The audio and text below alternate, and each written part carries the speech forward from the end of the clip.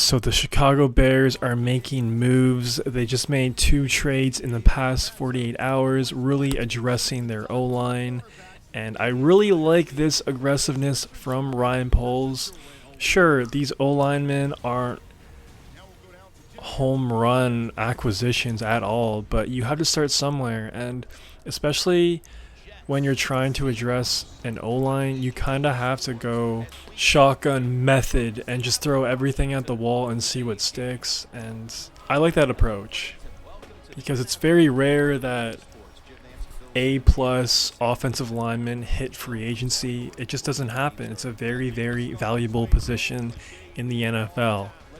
So great offensive linemen aren't usually available. So sometimes you have to kind of accept the middle tier to B minus sort of O-linemen, and that's exactly what the Bears are doing here.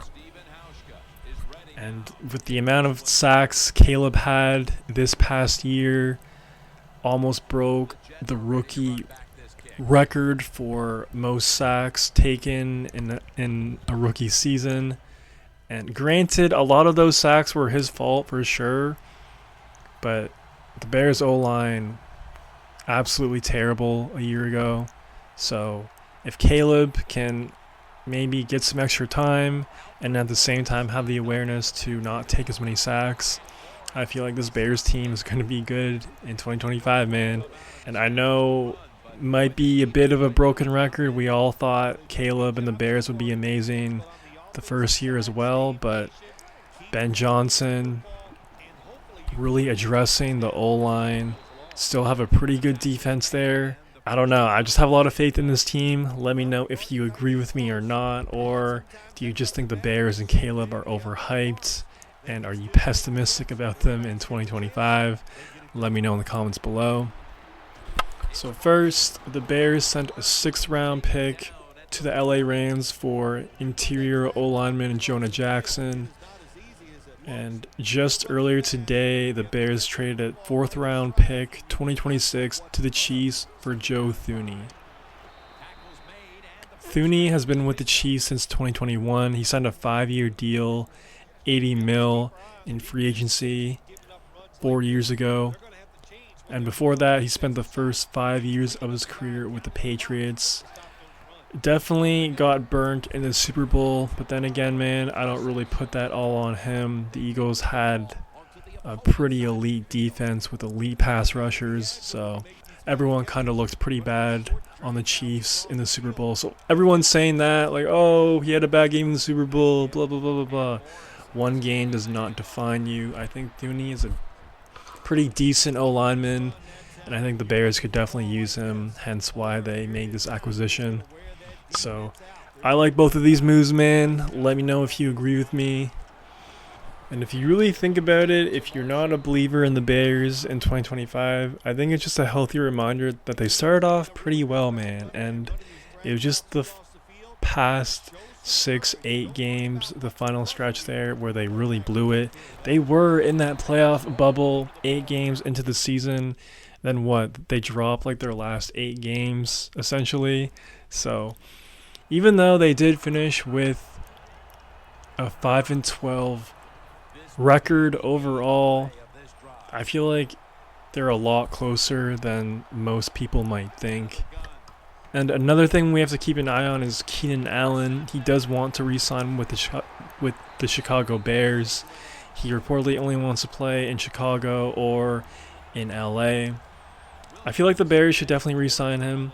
I know he didn't really have a lot of opportunities to make some big plays just because most of the time they were kind of out of the games, but I feel like this year he could really shine and we could see the true potential of a Caleb, a year 2 Caleb and Keenan Allen, and I feel like it'd be pretty good. We saw glimpses of it the first year, so I really feel like we could see the full product in 2025. Also, Khalil Mack is set to be a free agent, and he is an ex-Bear, and he is reportedly interested in a Bears reunion. Khalil Mack was pretty much a beast for the Bears for a hot minute, and I would definitely be okay with that. The defense is already a top 10 unit, so if you could just add more pretty good to elite pieces around it, this could easily be a top 3 unit in the league. Obviously, I don't think it could compete with the Eagles' defense right now, but it's close. It's definitely close. I feel like there may be 3 or 4 elite players away from maybe being right up there with them, and I know that's a lot to ask for, but still, man, it's a pretty good defense. Just take a look at the past 2 years.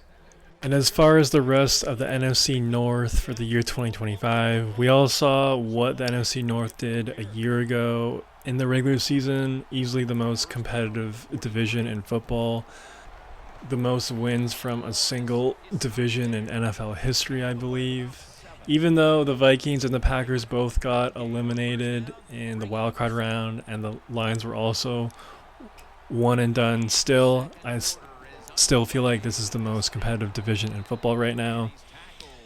And if the Bears were like in an easier division, I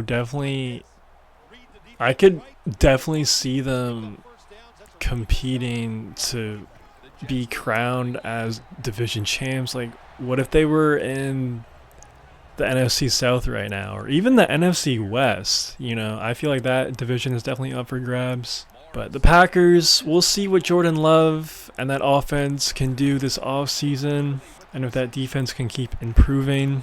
Kind of a question mark there. I feel like I'm more optimistic about the Bears going into 2025 than I am with the Packers. I know that might sound crazy. Maybe it is, but I don't know. I just really believe in Ben Johnson. And I was pretty disappointed with how Jordan Love looked that wild card game. But then again, they did play the Super Bowl champions. So Vikings, a complete question mark. But whoever they have as their QB, Kevin O'Connell, will always draw up a good game plan on a weekly basis. But still, definitely some unknown there. and of course, you have the division champs, the Detroit Lions. Very, very disappointing season, all things considered. Historic regular season, first time in franchise history. They finished as Super Bowl favorites and to be the number 1 team in the NFL, but they really got embarrassed against the Commanders. I don't know how that offense is going to look without Ben Johnson. I don't know what Jared Goff is going to be like. I know they still have Gibbs, Montgomery, all the core guys there, St. Brown. But I don't know, man. That's just a tough way to bounce back from. Like 2 years in a row, you should have beat the Niners in that NFC Championship game. And then to lose the way you did at home as the number 1 seed against Washington, it's just rough, man. I don't know how it's going to go this year. I definitely don't foresee them having the same amount of regular season success they had in 2024. But if you disagree with me, let me know. Either way, really excited to see what this Bears team does in the next couple months. And really excited to see how it all turns out, man. So let me know if you like these 2 trades and everything else in between. If you made this far, please subscribe and like the vid. It'd help out your boy a ton. That's all I got for right now. Peace.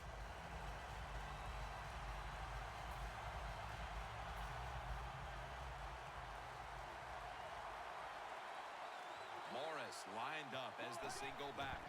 And Morris has got it on the handoff. He's brought down at the 23-yard line. Trying to establish the run, but there's nothing there here at the start. Well, he didn't pick up many yards that time, no doubt about it, but that's a bad job by the running back. He picked the wrong side to run to. Nobody was blocked to the side he went to.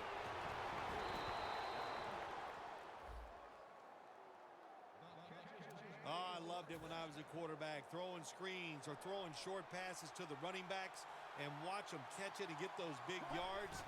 It was awesome to get cheap yards like that. For a gain of about 5.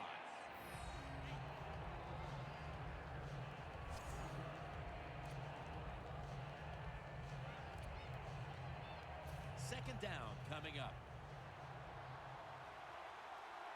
Morris is in the backfield. Takes the hit, throws.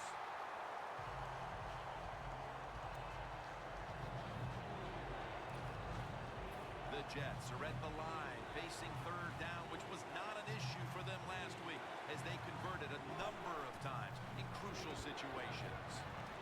And the catch by Alfred Morris. You know, when you throw the football like that down the field, you pick up a first down, now you can do anything you want on the offensive side, and you got that defense guessing. And Morris is going to secure the handoff.